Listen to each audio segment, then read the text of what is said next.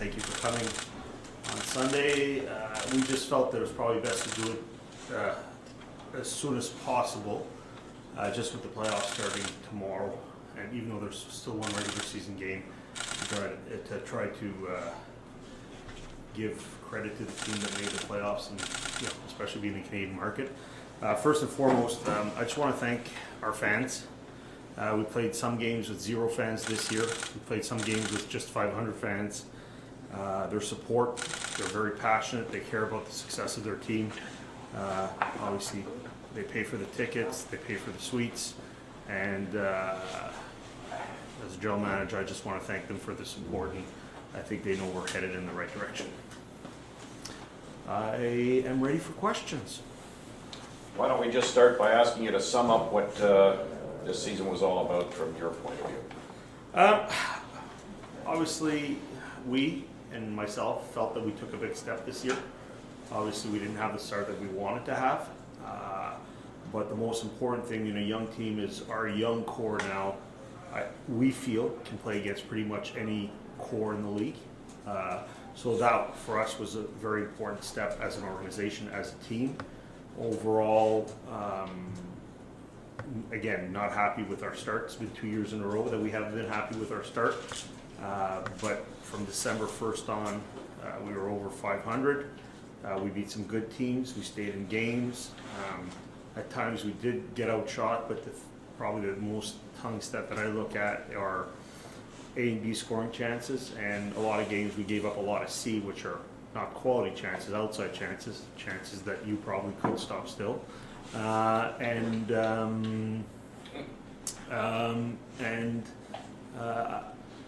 That's one thing that we were very pleased about. So overall, obviously, it was for us a big step in the right direction, a step in the development of our young core, which is crucial to our future success.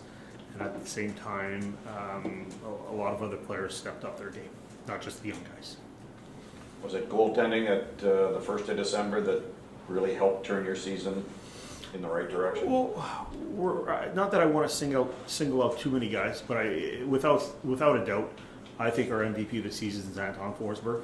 If you looked at save percentage, if you look at his winning, he had a winning record. If you look at expected goals against, I believe on Thursday he was 3rd in the league. And I would have to tell you that we felt that Drake was probably our best player until he got hurt. Thomas Chabot became our best player before he got hurt. And you look at the emergence of Tim Stützle, who we all believe will be a superstar in this league. What Brady did after a slow start, and obviously what Josh did, I think that it really bodes well for this group. I think Eric Branson was probably our most improved defenseman. So a lot of the good young pieces are showing that they can be really good players in this league, at varying degrees, if I can say so.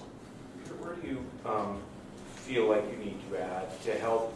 You talk about the core group. Where do you feel you need to add to help that core group? Well, there's,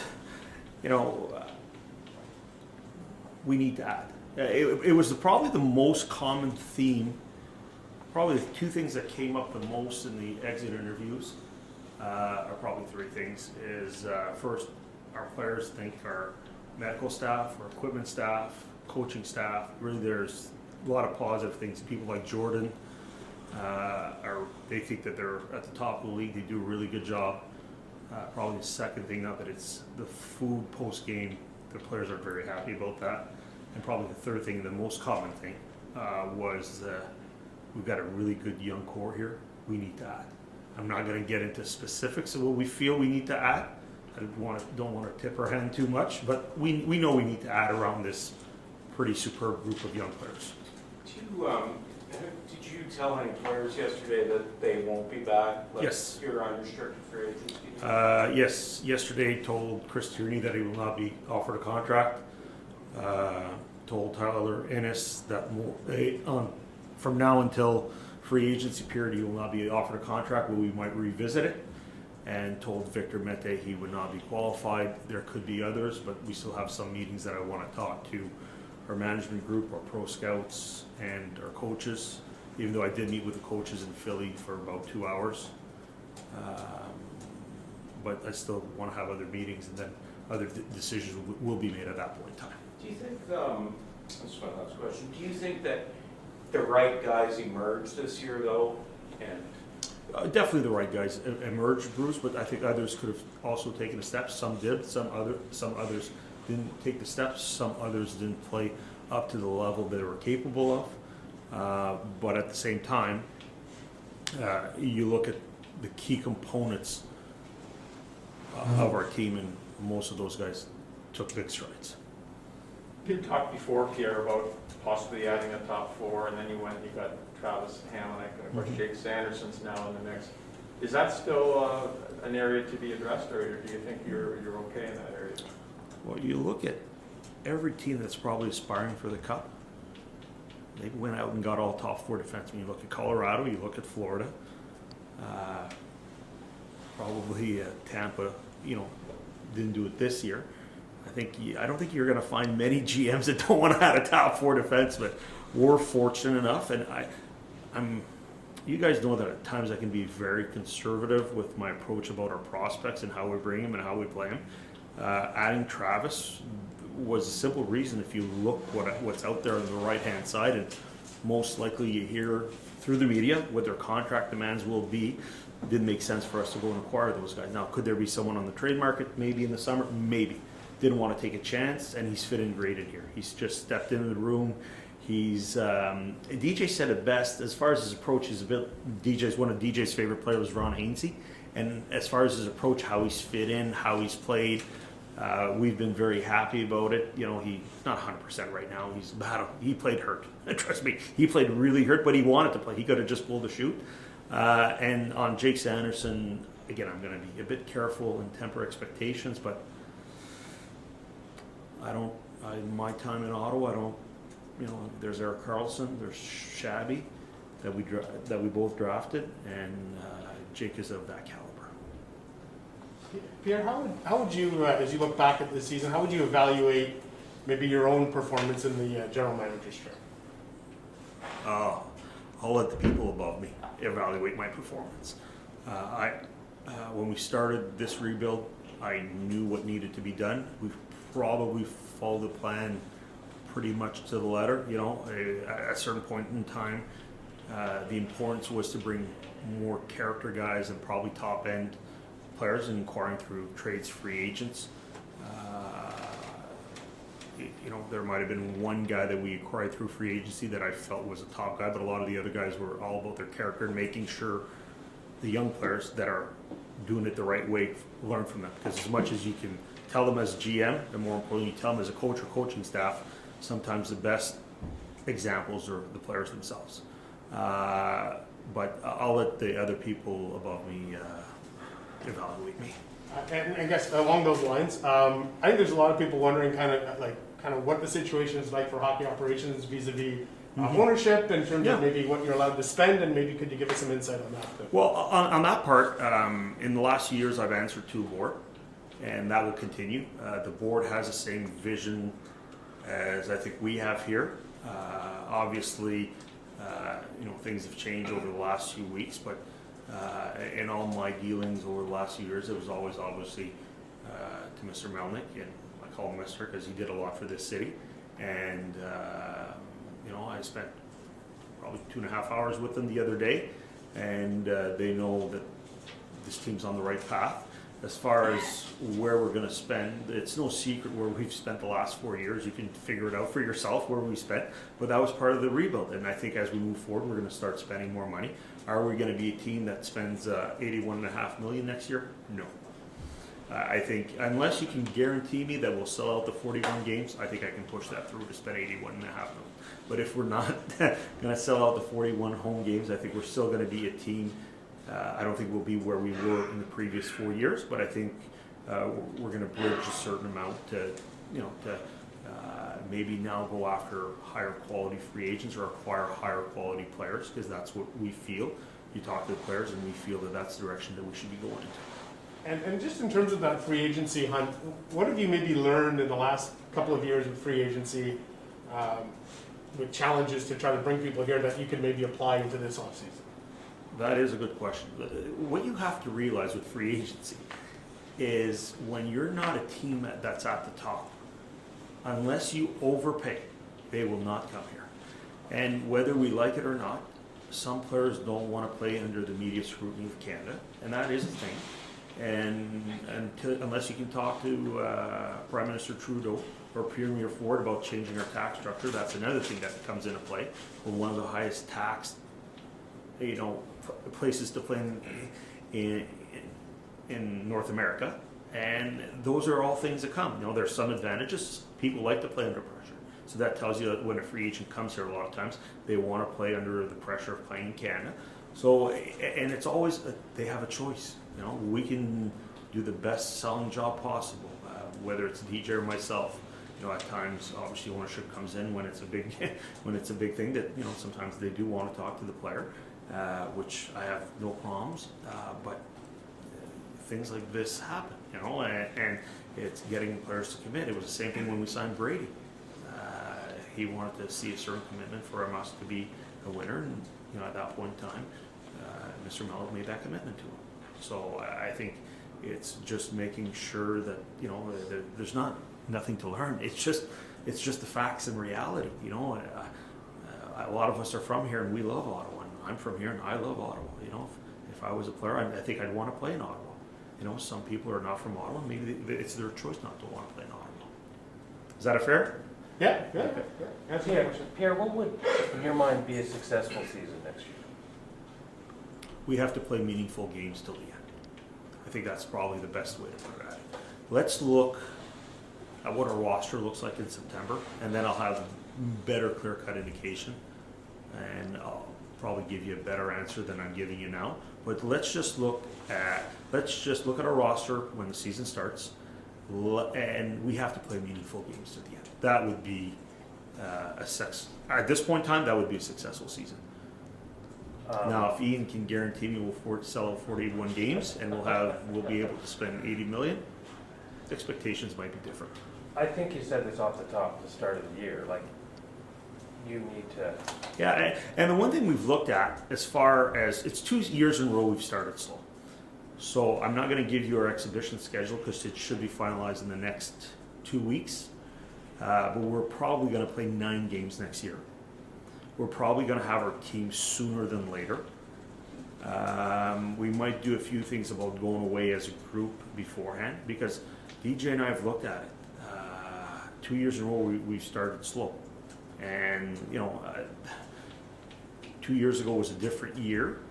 This year is, 2 years ago was a different year, just traveling with Canada. No exhibition games. This year we had exhibition games.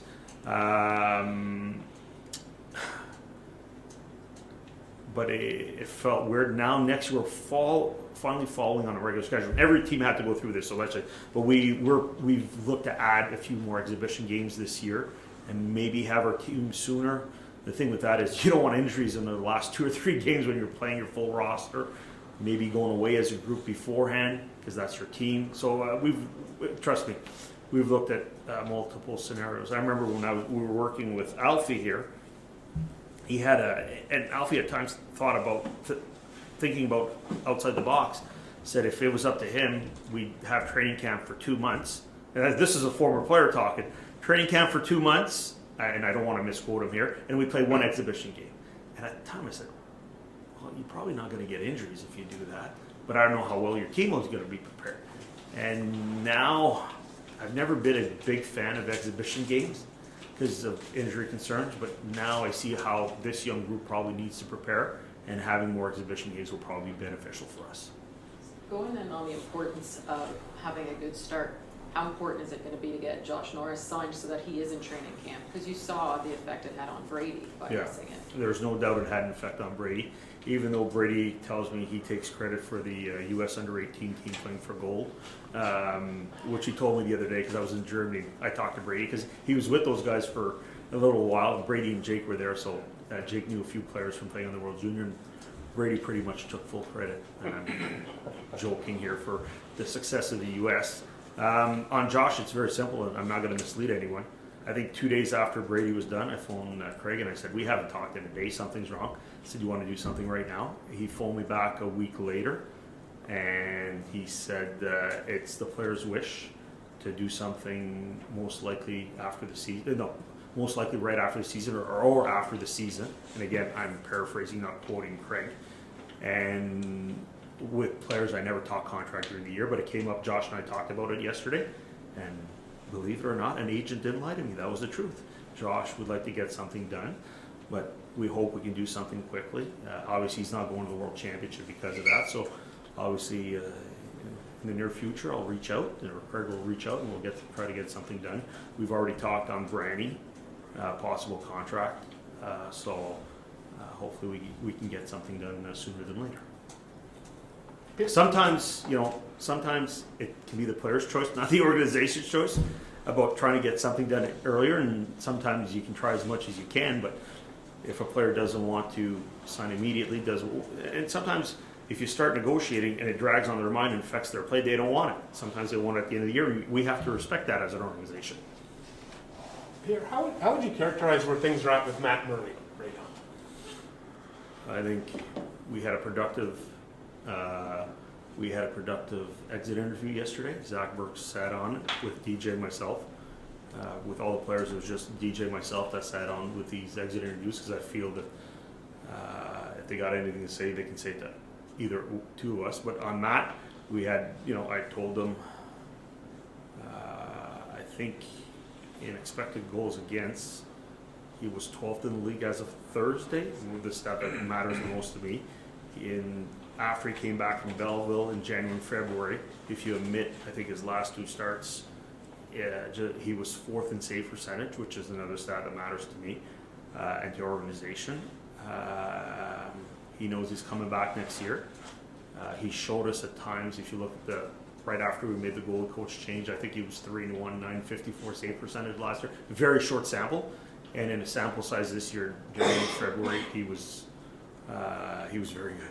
Like I think in January we were above 500 as a team, and in February, I think we were one game below. If we beat Montreal the last game there that month, I think when Shabby got sick there, we played with 5D and 13 forwards because it was after 5. We couldn't call up anyone, and he was a big part of that. And I still, we all feel that he can be good, but there is a chance that we have 3 goalies next year, and all 3 guys know. The exit interview with Philip was very short and to the point. In the year 2021, you probably were the best goalie that played for the Ottawa Senators. This year, out of 3, you're probably the worst. Find a way to get back to being the best. He said, okay. I said, go win in Belleville tomorrow. He went down there and he won, and he was outstanding yesterday. I didn't get a chance to watch the game live, but I watched the game here for 2 periods, drove home, watched most of the third. When we scored 4-1, I jumped in the car to go to Hawkesbury, but he was like that 5-on-3 guy, like Gus. We were going to be in the playoffs. Troy wanted to get the third, finished the highest, and he wanted him to play, so that's why we arranged the schedule for Gus to play against Florida and Anton to play against Philly, and he was sensational yesterday. That 5-on-3 in the third period, 3 or 4 or 5 saves he made were outstanding. So, and there is a chance that we're going to have 3 goalies, and on Belleville, I don't want to hide the fact that maybe Mark Costelli would have been here for the whole month to see if he can do the job next year. And other players, which I'm not going to name by name, would have been here, but we tried to do everything to help Belleville to get into the playoffs because we feel that's important. 2 years ago, for us as an organization, 2 years ago when we didn't get a chance to play in the playoffs, and Peter, we make fun of Peter at times, calls it a team, what's the term? Not a franchise, generational team, Peter called it. That team in Belleville, with obviously with Drake and Josh and all those guys down there. And that team didn't get to go to the grind of the playoffs. It has hurt us. There's no doubt denying that. You look at it when we won the Calder Cup a few years ago. A lot of those guys became established NHL players in their roles, and we just feel that playoff run would have helped us. Whether it would have given us 10 more points this year or last year it really affected us. So, we don't have as many top-end prospects there, than we had on that team. That team was special. But having those guys play this year that can probably tell you, I feel comfortable in telling you that 5, 6, 7, 8 will be NHL regulars, depending on their role. You know, some could be 12 forwards, some could be number 2 defensemen. We wanted to really help out, and that's why we wanted to have more calls. We want to give guys more games, but at the same time, I think we owe it to our organization, the Belleville fans down there too, and the progress of our players and trying to help. Was Delgado waived yesterday? Yes, he was. Sent there? We'll see what happens too. He's on waivers now, Bruce. I don't want to talk about it. Okay. Okay, so because he's on waivers, I would rather. I didn't want to keep you here till about 2:15. So at that point in time, Was there any player or players that played above your expectations this year? named quite a few. Anton Forsberg to start off. Shabby. I think Shabby had his best year. I will argue. I know the Olympics didn't happen. I will argue till I die that he was on that Olympic team.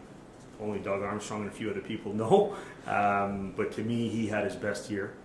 I think Holden. I think on the ice and off the ice. You guys see the quirky guy, but you don't see the little thing that he does, that he's helped Brady and Thomas and, you know, some of the leadership group. Offhand quickly like that for me, did well. Then he slowed down a bit. But obviously what Brady did in the second half, Tim Stutzel, I love hockey. I'd pay to see Tim Stutzel play every night. I probably shouldn't say that in case we start negotiating this summer, but anyways, that. And then, you know, Drake was our best player, as I've said. There's no doubt to me Drake was our best player until he got hurt. Offhand, you know, Parker Kelly. I think the way Waddy finished the year.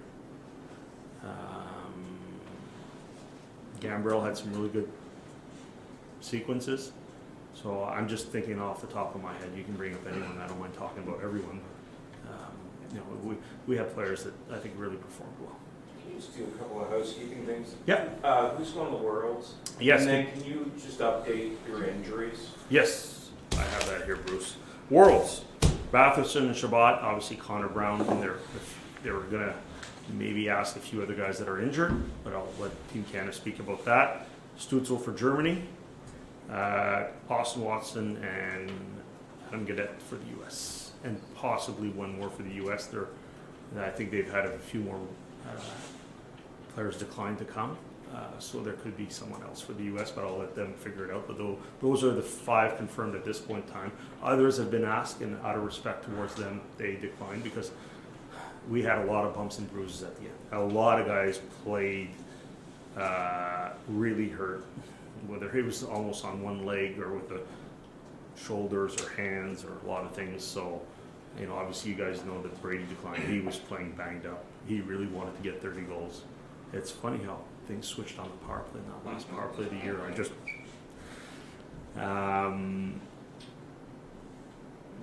Injuries. Okay, Tyler Ennis was shoulder, I believe. Matt Murray, he discussed it yesterday. It was his concussion. He battled hard. He wanted to go to the Worlds, but I'm not sure if he had a setback. But he's not going to be. He wouldn't be 100%. When you go to a tournament like that, you got to be 100%. Connor Brown, both wrists, not one. I think he played with a broken wrist the last 10 games or whatever it was. So give him kudos. Shane Pinto, shoulder obviously. He wanted to play. We wanted him to play. I'm not a doctor. We felt he was ready to play. The surgeon said no. That surgery is 4 to 6 months, and we were at 5 months a little while, and he wanted to be 6 months. But Shane wanted to play. I think Shane talked to the surgeon, tried to convince him. So that says a lot about him, and he put in the work to get. Matthew Joseph, I think it's shoulder and sternum. He would be. We thought he'd be ready to play, but the combination of both those injuries made him that he wouldn't be available till probably, if we played in the playoffs, probably till the second round. Colin White COVID, and it hit him hard, but he's fine right now. So and Jake Sanderson.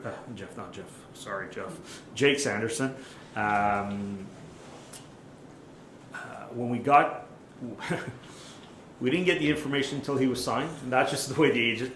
We got information from the surgeon that it was 4 to 6 weeks from the date he got operated on, which I believe was March 15th. So we thought he could play.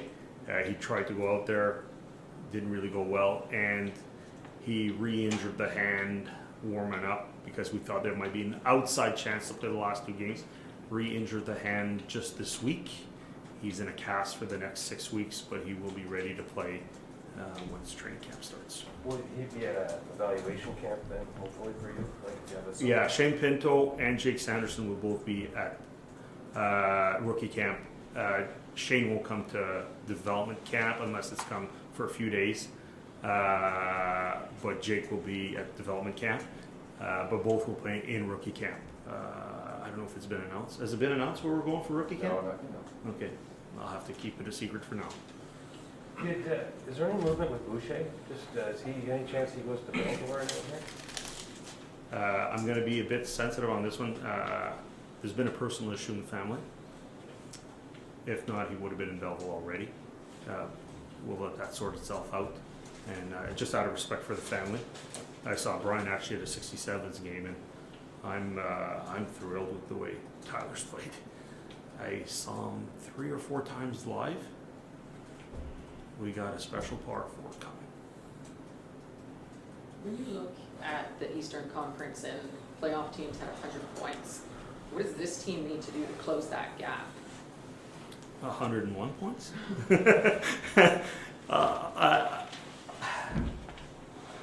For us to close the gap, we definitely got to get out of the gate better in the upcoming years. We got to play meaningful games in the second half. We need to surround this special young group of players with some good veterans, and when I talk about character, but also quality players. I think it's no big secret in what we're going to try and do over this summer, over the next few summers. You talk about that. Yesterday, Thomas made the point that he's going into his 6th season and has yet to play a playoff game or even really a meaningful game. Mm-hmm. How important does that make this offseason for players like him or even a Brady who are desperate to have that kind of experience? Both talked about it, more Thomas in the exit interview, and we're aware of it. And, Thomas is one of the better defensemen in the league, and he definitely wants to play meaningful games, and he understood the process. When we talked after the trade deadline, Thomas and I had a really honest conversation, and I appreciate it. He said, I put a lot of faith in what you're going to do to bring us to the next level, but at the same time, picks and prospects only go so far. We need players, and we know that. And he knows not who we're going to target, but he knows the type of player that we're possibly going to target. But at the same time, it goes back that we're not like a cup contending team right away. It's tough to get some of those guys that want to win a cup, that are top end players, to come here, just because we're not there yet. So, I told both him and Brady that I might need their help in recruiting players, because as I'm not going to say, 2 players that we acquired over the past year yesterday told me, you hear the perception about Ottawa and whatever that might be, you get here, you're treated first class. It's one guy that's played for a while said it's the best room I've ever been in. There's no cliques, they all like each other, they all care about each other. One of the best things I saw this year is after Timmy, it wasn't really a fight what he had to do in Montreal. For some reason, I came down quick after the game because I know the elevator in Montreal can take forever. And I saw Brady said, "You okay? Like, you don't need to do that." It's little things that probably a lot of people don't see, but how much they care about each other, how much they got their back, and what other players have told us, and from the exit interview yesterday, how much we have a great room. I think bodes well for the future. Anything further, folks? I just put the draft lottery and how you feel about the draft this year? Well, When I left our mid-year meetings, I wasn't sure there was a player in the draft. Our scouts were, but that's how scouts are at mid-year. Gone out and seen quite a bit of hockey. I was in Germany, I was in Europe, I was out west. I was supposed to be in Winnipeg the day of the greatest blizzard of the century, according. I've been in the Ontario League, I've been in the Quebec League. It's a good draft. You might not get, after top players, you might not get as many, maybe first-line players, but you're going to get a lot of second, third, quality fourth-line players. You might not get a legit number one top defenseman, but you're going to get a lot of number two, number three, number four defensemen. So it's a good draft. Right now we've got 5 picks in the first 3 rounds, I believe. If I'm off, I apologize. But we got lots of picks, and whether we use those picks, if we win the lottery, we're not going to trade that pick. If not, we'll look at it. But adding another good young piece, wherever we pick, whether it's 7 or 8, or we can't go to 7. I think 7, Chris. Yeah. 7. We can go back to 8 or 9. 1, 2. I know we're going to get a good player. Can you use those picks as capital to get the help you want? Yes, you can, but we're not going to get a